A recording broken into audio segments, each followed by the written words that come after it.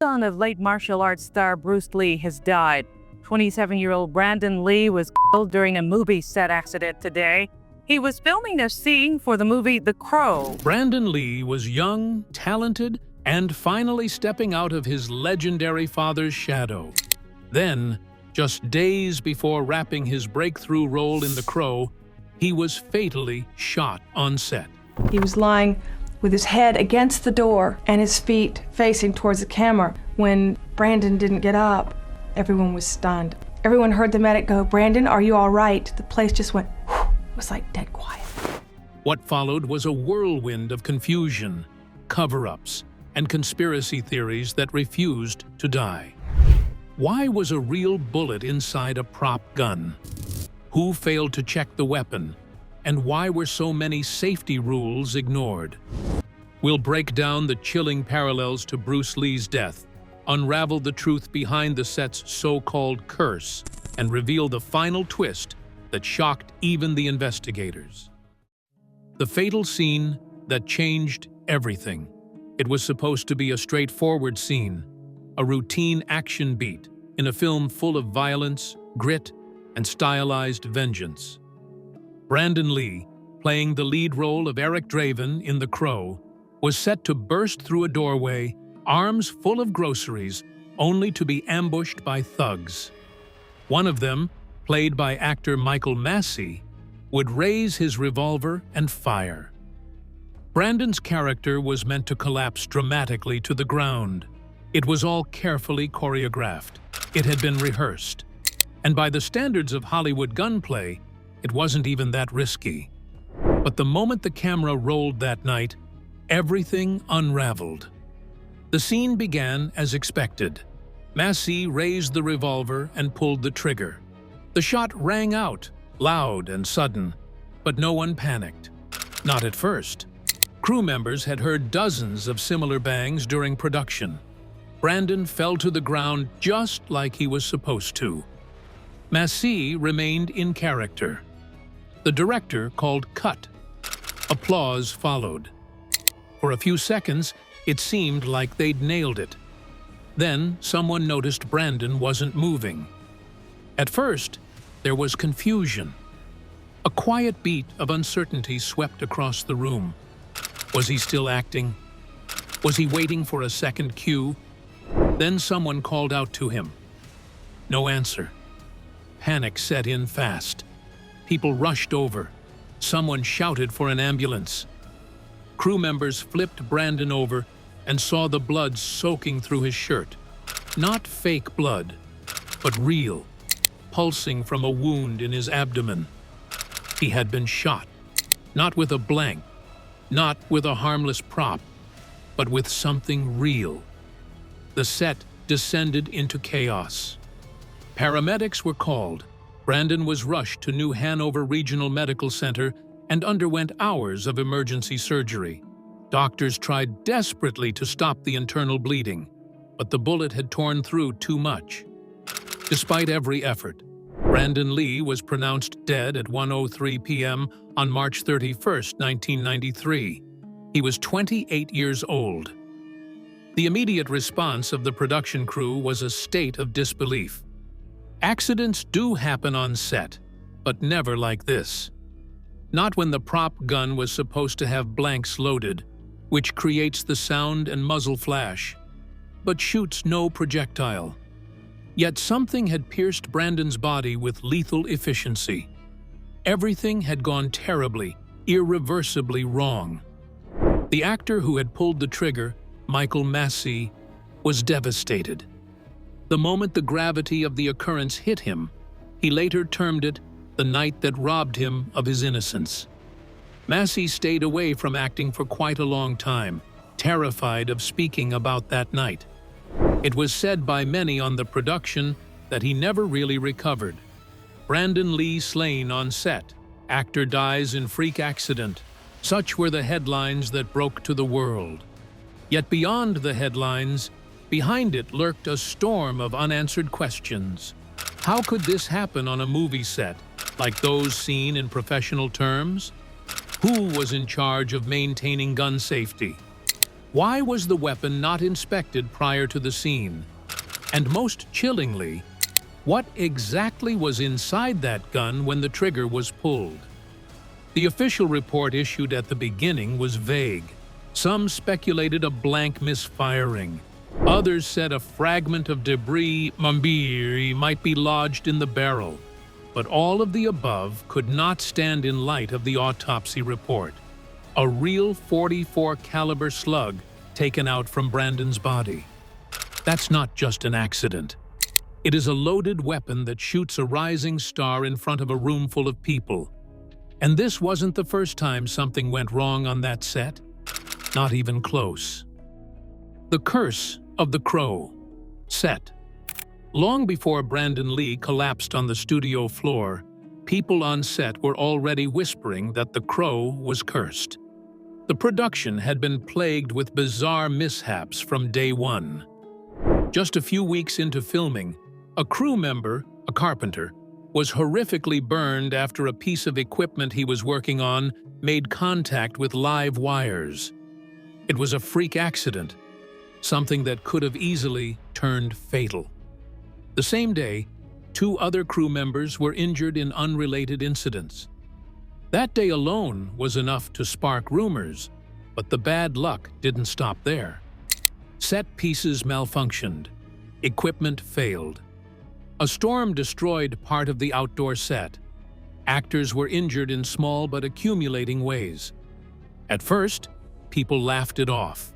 They started calling it the Curse of the Crow as a joke. But behind the laughter was a growing unease. Even seasoned professionals who'd worked on dozens of productions began to feel something was off. Then came the long nights. The cast and crew were pushed to the brink with 18-hour days and brutal turnaround times. Some were clocking 90 to 100 hours a week, barely able to sleep or think clearly. That kind of exhaustion isn't just unsustainable, it's dangerous. Corners were cut. Safety protocols became loose.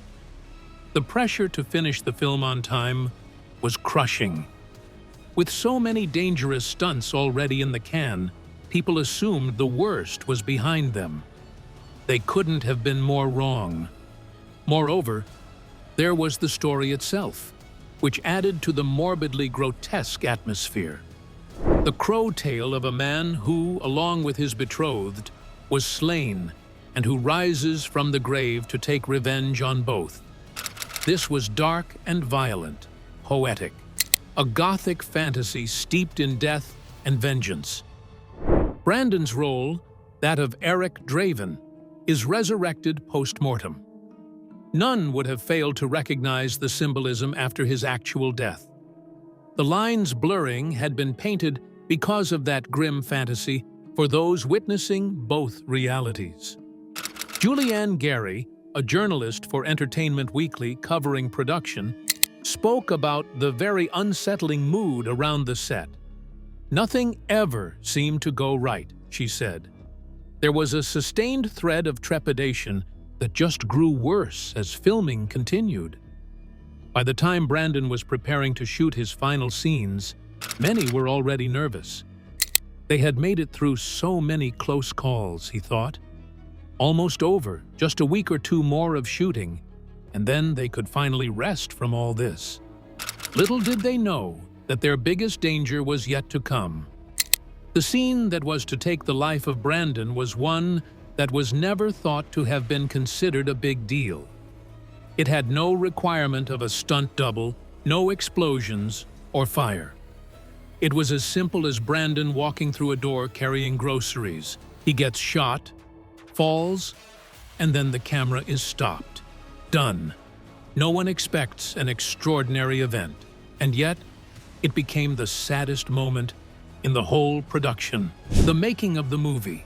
It was in the aftermath of Brandon's death that many began to be introspective concerning the destiny of the crow from the start. And we waited around for hours, and then they came out and told us that he'd passed on. As if propelling it to be doomed even before the shooting began. Some theorized supernatural interventions. Some linked whatever had happened with the script itself. an ill motif wrapped around the whole issue of violence and resurrection. Very few pointed out the kind of close personal relationship with death that Brandon had, considering, for instance, that he had buried his father, Bruce Lee, when he was just 8 years old, under very enigmatic circumstances. One crew member has said that he will only speak under anonymity in line with this. People have tried to say it was haunted. I don't know about that, but there were definitely bad vibes on the set. The truth about the gun that slayed him? That would reveal something far worse than a curse. The smoking gun. After the initial shock faded and the grief settled in, investigators turned their attention to one critical question. How did a real bullet end up in a movie prop gun? This wasn't a case of a misfired blank or a stunt gone wrong. The autopsy confirmed that a full .44 caliber slug had pierced Brandon Lee's abdomen, a fact that shattered the illusion that this was just a freak accident. It meant a deadly mistake had occurred somewhere in the chain of command, and someone had loaded that weapon with a round capable of slaying. The revolver used in the scene was a real firearm, a Smith & Wesson Model 629-44 Magnum. In Hollywood, it's not uncommon to use real guns for authenticity. They're modified to fire blanks, which produce a loud bang and muzzle flash without a bullet. But this time, something went horribly wrong. Here's what actually happened. Earlier in production, the crew had shot a close-up scene involving the same revolver. For realism, the gun needed to appear loaded, so they used dummy rounds. These look like real bullets, but they're supposed to be completely inert. No powder, no primer, just for show. But the props team made a critical mistake. While they removed the gunpowder, they left the primer in the dummy cartridges. Now, in a real bullet, the primer is what ignites the powder to fire the bullet. Even without powder, a primer still carries a small explosive charge. When one of the dummy rounds was dry-fired during that earlier close-up, the primer went off just enough to dislodge the bullet from its casing and push it into the barrel of the gun. A condition known as a squib load. No one noticed. No one checked the barrel afterward. The bullet continued to sit on the barrel of the gun. A deadly, waiting trap. Days later, dummy cartridges were extracted from the barrel in preparation for Brandon's scene, and nothing was put in its stead except for blanks. Blanks keep gunpowder and a primer, but they have no actual bullet at the end. They are designed to simulate real gunfire for the motion picture, not firing a projectile, with flashes, smoke, and sound. But now that there was a stuck bullet in the barrel with a blank behind it, something abhorrent happened. Michael Massey pulled the trigger, igniting the blank, and the gas and pressure caused by that resulted in the forcing the lodged bullet out of the barrel as if it were a live round. There was no sign. There was no jam, just a thunderous gunshot and the flash of light, and Brandon was on the floor. By the time anyone could perceive correctly, it was already too late. It wasn't merely an accident, but a concatenation of negligence. The weapon should have undergone inspection. The dummy rounds should have been properly manufactured. The firearm should have been cleared by a licensed armorer, in particular, before any live pyrotechnics were exercised on the set. But here is the most horrifying part. There was no licensed weapons master present on the set that night. Instead, a stressed, exhausted, and likely unqualified prop assistant handled a working gun with an understanding of what job hazards it posed. Most likely none. One could call this level of negligence criminal anywhere else. In Hollywood, they called it an error. The official investigation later corroborated this line of events leading to Brandon's death. However, while the report classified the event as an accident, many in the industry and Brandon's close family believed it fell closer to criminal negligence. One insignificant lapse, one overlooked safety check. You know, here it is, the curse has hit us again. The fact that there were certain incidents, say on the Crow, that happened before Brandon's accident. One stray bullet that should never have been there, and a whole life, a rising star, ending in 10 minutes. But if this was all just negligence, why did some people start whispering about sabotage? Television or film or otherwise, we will not use real guns ever again. When you dig deeper into the production of The Crow, a disturbing pattern emerges, one that goes far beyond a single tragic mistake. Behind Brandon Lee's death was a web of shortcuts, exhaustion, miscommunication, and dangerously relaxed safety protocols. What happened that night wasn't just the result of a technical error. It was the inevitable consequence of a film set pushed past its breaking point. The Crow was operating on a tight schedule and a tight budget. It wasn't a major studio blockbuster. It was a gritty mid-budget action film trying to stretch every dollar. As the shoot dragged on, so did the pressure to finish fast. Delays meant costs, and costs meant risk. So corners were cut, protocols were bent, and roles that experts should have filled were handed off to exhausted staff with little room for mistakes. The film's armorer, the person legally responsible for handling all weapons on set, wasn't even present the night Brandon was shot. That responsibility had fallen to a prop assistant, someone with no formal training in firearm safety. They weren't licensed, weren't certified, and didn't fully understand how to clear or check a gun properly. In fact, there were reports that the same crew had been handling both real and fake rounds with little distinction, casually mixing them during earlier scenes without careful separation. Theoretically, a gun should be declared safe only after having been checked by 3 people: the armorer, the assistant director, and the actor. The Crow bypassed that whole chain of responsibility. The gun was loaded, passed to the actor, and fired without an inspection from any of the parties involved. And it was not just that night that was dangerous. It was the whole atmosphere of the shoot. Crew members later maintained they were working 18-hour days, 6 days a week, sometimes exceeding 90 hours. That kind of fatigue is not just unhealthy, it's incredibly dangerous, especially given the stunts, pyrotechnics, and firearms on any set. People stopped checking things twice. Mistakes became usual. Warnings were ignored for the sake of being on time. An anonymous team member expressed, "Safety measures, all of them were surely not followed. If better managed, it could have been avoided." Of course, the studio denied such claims.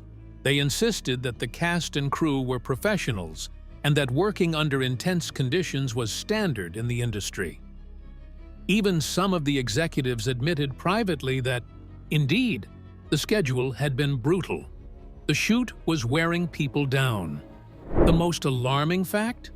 The dummy rounds used earlier, the very same ones that gave the lodged bullet, they actually made them in-house, that is, made by the effects team, not sourced from a professional manufacturer, not inspected by a ballistics pro. It was just improvised and rushed like so many other things on set.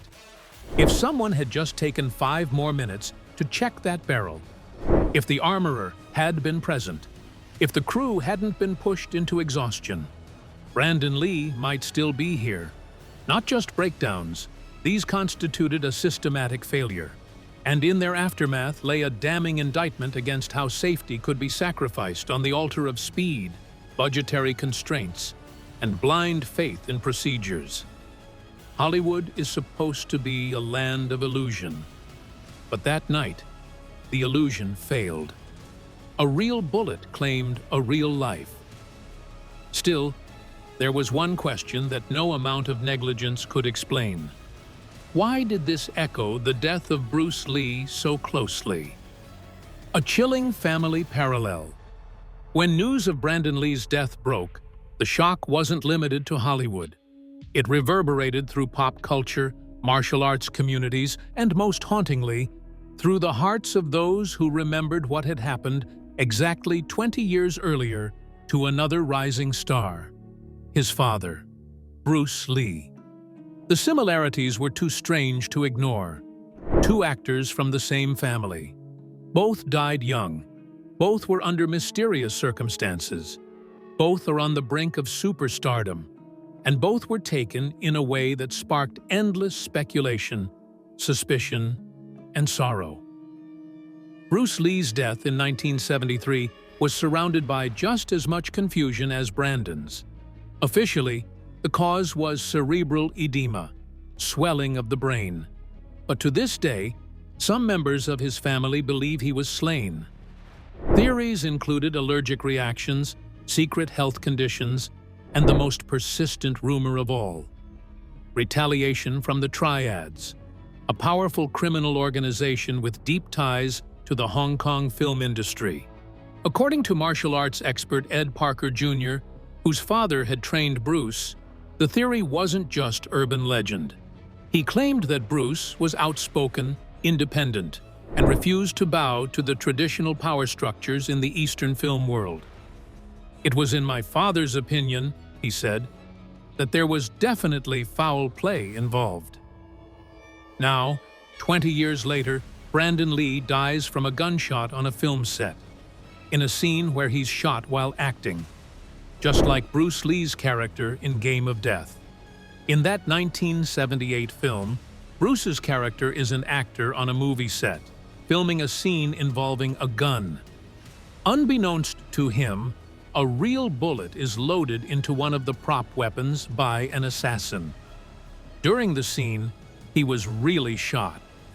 It is a storyline that eerily parallels Brandon's own fate.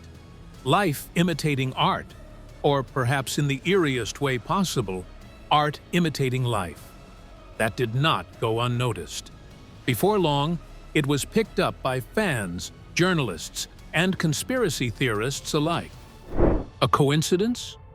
A tragic mimicry? Or something far more eerie? Brandon had a great future, just like his father. The only difference was that he didn't follow in his father's footsteps. He was expanding that legacy. The Crow was touted to be his break. This was a breakout performance for him after years of smaller roles and low-budget action films. Most of the movie had already been filmed. He was about to tie the knot with his longtime girlfriend, Eliza Hutton. Life was falling into place until, just like Bruce, he was taken away before he could see it. Then there were some people close to the family who would have started murmuring quiet little conversations about the possibility that Brandon's death wasn't an accident. The official story didn't add up. No reason to even think that a live bullet should have been anywhere near that set. And given the family history, suspecting foul play did not seem far-fetched. Was someone after the Lee family? Were there old vendettas left over from Bruce's time? Or was it just that one man's calamitous tragedy cast an unyielding shadow on his son's life? In a nexus of conspiracy or pure coincidence, the wretched pattern cannot be shrugged aside. A father dies mysteriously at 32. The son dies 20 years later at 28. Both are shrouded in ambiguity. Both share the very thing they loved most: film. Adding even more devastation to the timing was Brandon's death, which took place just weeks before his wedding, just weeks before The Crow was to wrap up production. Everything felt like too many signs to ignore: the timing, the method, the symbolism. But if Bruce and Brandon were both victims of something more sinister, then the cover-up had to be even deeper than anyone imagined. The aftermath. When Brandon Lee died, the production of The Crow came to a screeching halt. Grief swallowed the cast and crew. For many, the set no longer felt like a workplace. It felt like a graveyard. The lead actor was gone. The man who had poured everything into this dark, poetic role was now the subject of the very tragedy the film depicted. And no one was prepared for the emotional fallout. At the center of it all was Michael Massey, the actor who unknowingly fired the shot that slain Brandon. He disappeared from the public eye almost immediately. Friends said he was devastated, inconsolable, and haunted by the moment. In interviews years later, Massey spoke sparingly about it, but when he did, his pain was still raw. It's something that I'm gonna live with. It's taken me, took me the time it took to be able to not so much put it in perspective, but to be able to move on with my life. "I don't think you ever get over something like that," he admitted. "It's a part of my life." He never watched The Crow. The shock spread quickly through Hollywood. Directors, actors, stunt coordinators, everyone who had ever worked on set with firearms was rattled. This wasn't just a tragic accident. It was a wake-up call. But while the industry mourned, questions began to mount. Who was responsible? Was this preventable? Could criminal charges be filed? The official investigation was launched immediately. Detectives examined the weapon, interviewed the crew, and reconstructed the events of the night. The .44 Magnum had been loaded with a blank, but the stuck bullet from an improperly made dummy round had turned that blank into a live round. The sequence was clear. The result? Devastating. Still, many felt the story wasn't complete. The media began to pry deeper. Whispers of foul play resurfaced.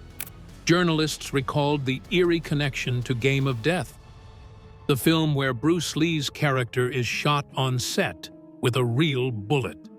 Now Brandon was gone under nearly identical circumstances.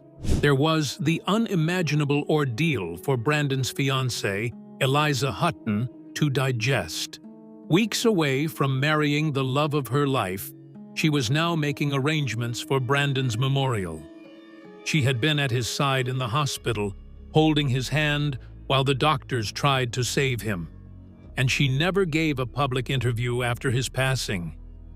Her silence spoke louder than words.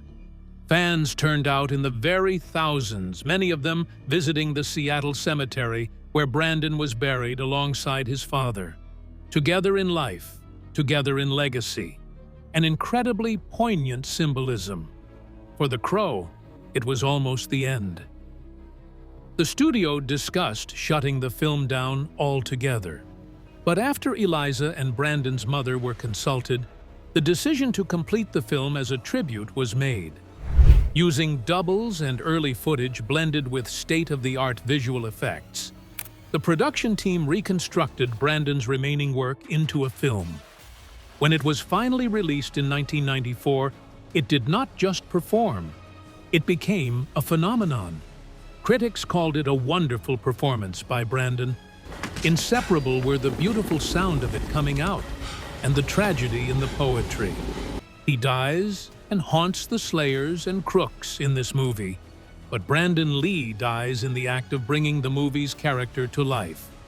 But despite all its rave reviews and box office success, there were still unfinished aspects. The district attorney's office carried the imprint. No criminal charges. There had been too many safety violations, but they were unable to prove criminal intent. Tragic accident, it was termed, nothing more. To many people, that was not quite enough. There are still questions about the timeline, unanswered queries about the dummy rounds, where safety personnel were during this event, and how this very rudimentary act-checking the barrel just got skipped. The publicist for The Crow had, however, contested an unsafe work environment. Much to the contrary was the view from within the crew was stressed, pushed to their limits, and too exhausted.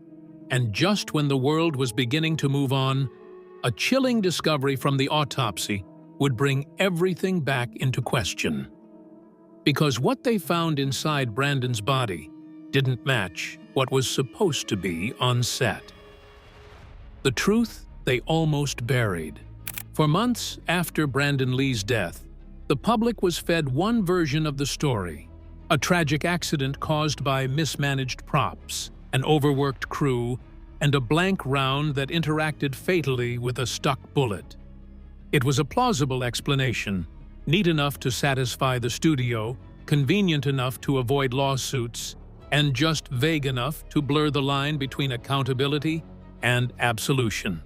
But the details in the official reports, particularly the autopsy, begged a closer look. One detail raised eyebrows immediately. 44 caliber bullet was removed from Lee's body. Detectives are proceeding with the investigation. The bullet retrieved from Brandon's body was a fully intact 44 caliber lead slug. But according to multiple statements from crew members, no live rounds were ever supposed to be on set. Blanks? Yes. Dummy rounds? Yes. Real bullets with powder and full charge? Absolutely not. So, how did a fully live round end up in the chamber of a prop gun? At first, investigators concluded that the bullet must have been dislodged from a dummy round with a leftover primer, as explained in the previous findings. But forensic experts reviewing the autopsy quietly questioned that version. The bullet was remarkably undamaged, clean, no signs of having been tampered with or improperly seated. Some began to suspect that this wasn't a modified dummy at all, but a real factory-manufactured round. That revelation would change everything. If it was a real bullet, that meant someone had to bring live ammunition to set, a direct violation of standard film safety protocol. Even in the early 90s, using live rounds on set was rare and considered extremely dangerous. But the official reports never confirmed who handled or manufactured the dummy rounds. Those records? Missing or never filed. The identity of the person responsible for loading the weapon that night? Still disputed. More troubling were the whispers from whistleblowers who had worked on The Crow. People who, years later, came forward with disturbing claims. One former crew member alleged that multiple prop bullets had been made improvisationally, without supervision. He claimed that the production had reused and recycled rounds to save time and money, often storing real and dummy rounds together in the same container. Another crew member said he saw actual rounds being brought in during earlier scenes that required realistic-looking ammo on camera, but no one ever confirmed if they had been removed afterward. And then came the suggestion that sabotage couldn't be ruled out. This wasn't just a tabloid noise. According to Detective J.J. Leitner, who spearheaded the investigation, nothing's been ruled out. Leitner himself conceded years later in an interview that he harbored a gut feeling about the ambiguous case, which he never could deliver. So who could have a motive? Some conspiracy theorists even brought back the idea of a vendetta out of Bruce Lee's death, bringing them along the lines that Brandon could be a target for the same reasons by rival studios, jealous insiders, or even the remnants of the Chinese syndicates that Bruce reportedly defied. Others speculated Brandon's having gained fame might do something to set someone's teeth on edge scenarios, especially in an industry where legacy, money, and power could create resentment. And just like that, there was the added element of reality that Brandon died reenacting his father's fictional death. In Game of Death, Bruce Lee's character is slain on the sets of a film by an accidentally loaded gun with a live round. The situation is almost identical to what happened with Brandon in The Crow, all the way down to the framing, the timing, and the tragic aftermath. Was it a coincidence? Or was someone sending a very real, very lethal message using fiction? No official charges were ever filed. No new evidence was introduced. And after some time, the story was lost in Hollywood legend. But the legacy of Brandon Lee and the mystery around his death never faded. Because in the end, no matter how many reports, theories, and so-called answers are thrown into the mix, there is still one question. Who put that bullet in the gun? And why did no one stop them? Brandon Lee's death wasn't just a Hollywood tragedy. It was a painful echo of a family legacy stained with mystery, mismanagement, and unanswered questions. What do you think happened? Was it a freak accident, or did someone want Brandon Lee dead? Let us know in the comments. And if you want more shocking Hollywood true stories, hit like, subscribe, and watch the next video right here.